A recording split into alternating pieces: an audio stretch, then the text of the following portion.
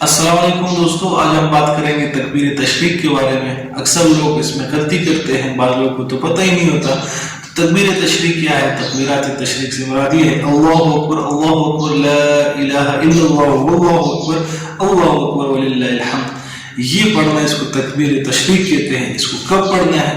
ये 9 ज़िलहज्जा की फजर की नमाज से लेकर 13 ज़िलहज्जा की असर की नमाज तक पढ़ना है। किसको पढ़ना है और किस नमाज के बाद पढ़ना है? हर शख्स, इमाम, मुक्तदी, मुकीम, मुसाफिर, मर्द, औरत जो बालिग है, जो फर्ज नमाज पढ़ रहे हैं, उसके बाद उसने पढ़ना है। और ईद की नमाज के बाद इख्तिलाफ है, बास कहते पढ़ना है और बास कहते वाजिब है और बास कहते कि वाजिब नहीं है। बेहतर है पढ़ ले। और कितनी मरतबा पढ़ना है? सिर्फ एक मरतबा। और कैसे पढ़ना है?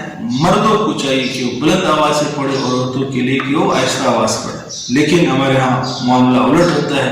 जो मर्द हज़रात हैं वो मस्जिद में बहुत ही नरम आवाज से और बिल्कुल दिल में पढ़ते हैं। इस तरह नहीं करना चाहिए। बुलंद पढ़ने का हुक्म है तो बुलंद पढ़ना चाहिए। अजीब बात है, जहाँ हमें हुक्म होता है कि बुलंद पढ़े, वह हम शर्माते हैं, हम आहिस्ता आवाज से पढ़ते हैं। और जहाँ हमें कहा गया है कि भाई अपने औरतों पे न चीखो न चिल्लाओ और अपने वालिदैन के साथ, बड़ों के साथ अदब के साथ धीमे लहजे में बात करो, वो हम चीखते चिल्लाते हैं और इसी तरह गुनाह जारिया करते हैं और बिलजहर गुनाह करते हैं, यानी सबके सामने गुनाह करते हैं, वो हम नहीं शर्माते।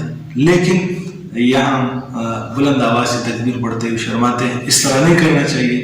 औरतों को आहिस्ता आवाज से पढ़ना चाहिए। अगर कोई शख्स तकबीरात कहना भूल गया और उसने नमाज सलाम पढ़ ली, फिर उसे याद नहीं आया, तो अगर उसने नमाज की मुनाफिक कोई काम नहीं की, यानी वो हंसा नहीं है, किसी से बातचीत नहीं की है, ना कुछ खाया है, ना पिया है और उठ कर गया भी नहीं उस जगह से, तब तक वो पढ़ सकते हैं।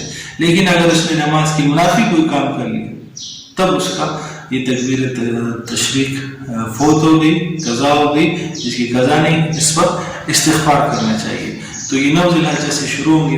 तमाम हज़रात से गुजारिश है कि इसका एहतमाम करें और अपने घर वालों को भी बताएं, ताकि इस वाजिब को सब पूरे करने वाले बने। अक्सर लोग इस वाजिब को जानते ही नहीं और मसबूक भी पड़ेगा, यानी जिससे रकातें गई हैं बाद में वो नमाज में शामिल हुआ, तो उसको भी चाहिए कि पढ़े। ऐसा ना हो कि उससे जज़ाकुमुल्लाहु खैर व अहसन जज़ा। अस्सलाम।